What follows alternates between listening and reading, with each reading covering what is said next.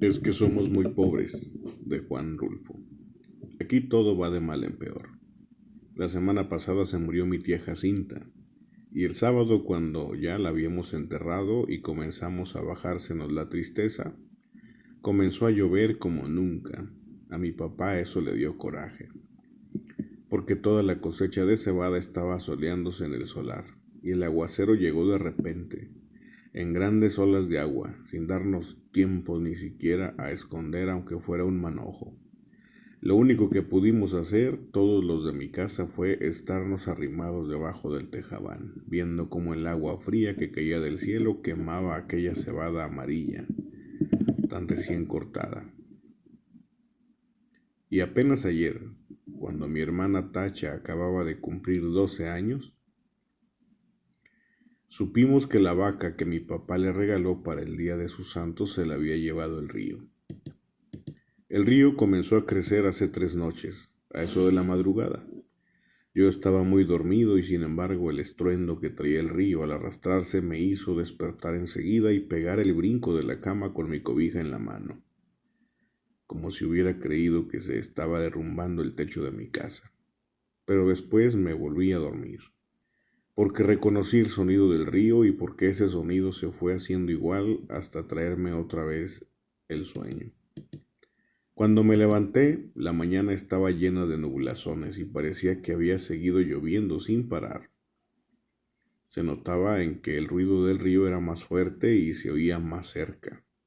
Se oía como se huele un quemazón, el olor a podrido del agua revuelta.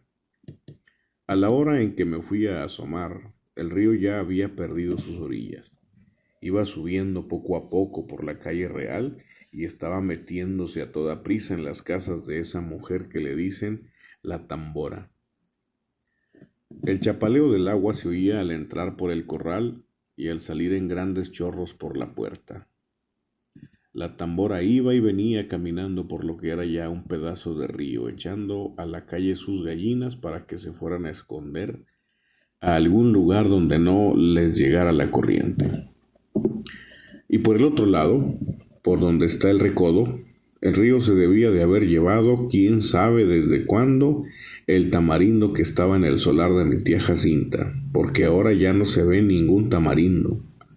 Era el único que había en el pueblo, y por eso nomás la gente se da cuenta de que la creciente, esta que vemos, es la más grande de todas las que ha bajado el río en muchos años.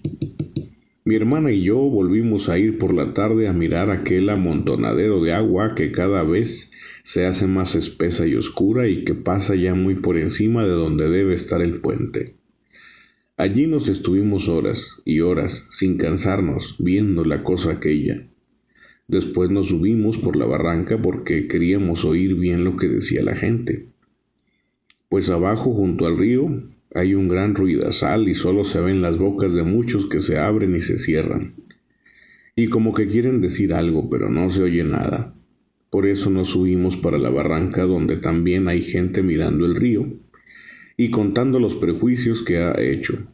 Allí fue donde supimos que el río se había llevado a la Serpentina, la vaca esa que era de mi hermana, Tacha, porque mi papá se la regaló para el día de su cumpleaños, y que tenía una oreja blanca y otra colorada, y muy bonitos ojos. No acabó de saber por qué se le ocurriría a la Serpentina pasar por el río este, cuando sabía que no era el mismo río que ella conocía de a diario. La Serpentina nunca fue tan atarantada. Lo más seguro es que ha de haber venido dormida por dejarse matar así nomás por nomás. A mí muchas veces me tocó despertarla cuando le abría la puerta del corral porque si no, de su cuenta allí se hubiera estado el día entero con los ojos cerrados, bien quieta y suspirando como se oye suspirar a las vacas cuando se duermen. Y aquí ha de haber sucedido eso de que se durmió. Tal vez se le ocurrió despertar al sentir que el agua pesada le golpeaba las costillas. Tal vez entonces se asustó y trató de regresar, pero al volverse se encontró entreverada y acalambrada entre aquella agua negra y dura como tierra corrediza. Tal vez bramó pidiendo que la ayudaran. Bramó como solo Dios sabe cómo. Yo le pregunté a un señor que vio cuando la arrastraba el río si no había visto también al becerrito que andaba con ella. Pero el hombre dijo que no sabía si lo había visto. Solo dijo que la vaca manchada pasó patas arriba muy cerquita de donde él y estaba, y que allí dio una voltereta y luego no volvió a ver ni los cuernos, ni las patas, ni ninguna señal de la vaca. Por el río redondaban muchos troncos de árboles con todo y raíces, y él estaba muy ocupado en sacar leña, de modo que no podía fijarse de si eran animales o troncos los que arrastraba. No más por eso no sabemos si el becerro está vivo, o si se fue detrás de su madre río abajo. Si así fue, que Dios los ampare a los dos. La apuración que tiene mi papá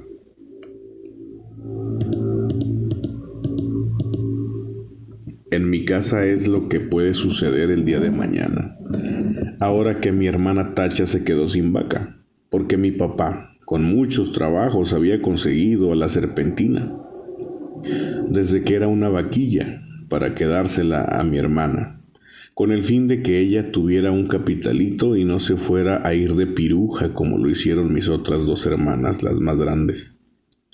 Según mi papá, ellas se habían echado a perder porque éramos muy pobres en mi casa, y ellas eran muy retobadas, desde chiquillas ya eran rezongonas, y tan luego que crecieron les dio por andar con hombres de lo peor, que les enseñaron cosas malas. Ellas aprendieron pronto y entendían muy bien los chiflidos cuando las llamaban a altas horas de la noche. Después salían hasta de día, iban cada rato por agua al río y a veces, cuando uno menos se lo esperaba, allí estaban en el corral, revolcándose en el suelo, todas encueradas y cada una con un hombre trepado encima. Entonces mi papá las corrió a las dos. Primero les aguantó todo lo que pudo, pero más tarde ya no pudo aguantarlas más y les dio carrera para la calle. Ellas fueron para Ayutla, o no sé para dónde, pero andan de pirujas. Por eso le entra la mortificación a mi papá, ahora por la Tacha, que no quiere que vaya a resultar como sus otras dos hermanas, al sentirse que se quedó muy pobre viendo la falta de su vaca. Viendo que ya no va a tener con qué entretenerse mientras le da de crecer y puede casarse con un hombre bueno que la pueda querer para siempre. Y eso ahora va a estar difícil. Con la vaca era distinto, pues no hubiera faltado quien se hiciera el ánimo de casarse con ella, solo por llevarse también aquella vaca tan bonita. La única esperanza que nos queda es que el becerro esté todavía vivo. Ojalá no se lo haya ocurrido pasar el río detrás de su madre, porque si así fue, mi hermana Tacha está tantito así de retirado de hacerse piruja. Y mi mamá no quiere. Mi mamá no sabe por qué Dios la ha castigado tanto al darle unas hijas de ese modo, cuando en su familia, desde su abuela para acá, nunca ha habido gente mala. Todos fueron criados en el temor de Dios y eran muy obedientes y no le cometían irreverencias a nadie. Todos fueron por el estilo. ¿Quién sabe de dónde les vendría a ese par de hijas suyas aquel mal ejemplo? Ella no se acuerda. Le da vuelta a todos sus recuerdos y no ve claro dónde estuvo su mal o el pecado de nacerle una hija tras otra con la misma mala costumbre. No se acuerda, y cada vez que piensa en ellas llora y dice que Dios las ampare a las dos. Pero mi papá alega que aquello ya no tiene remedio. La peligrosa es la que queda aquí, la Tacha, que va como palo de ocote, crece y que ya tiene unos comienzos de senos que prometen ser como los de sus hermanas, puntiagudos y altos y medio alborotados para llamar la atención. Sí, dice, le llenará los ojos a cualquiera donde quiera que la vean. Y acabará mal, como que estoy viendo que acabará mal. Esa es la mortificación de mi papá.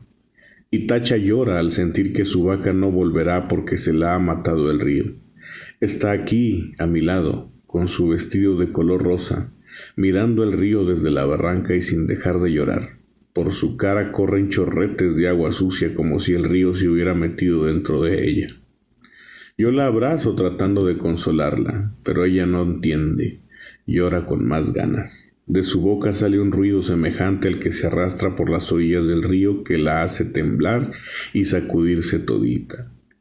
Y mientras la creciente sigue subiendo, el sabor a podrido que viene de allá salpica la cara mojada de Tacha. Y los dos pechitos de ella se mueven de arriba a abajo sin parar, como si de repente comenzaran a hincharse para empezar a trabajar por su perdición.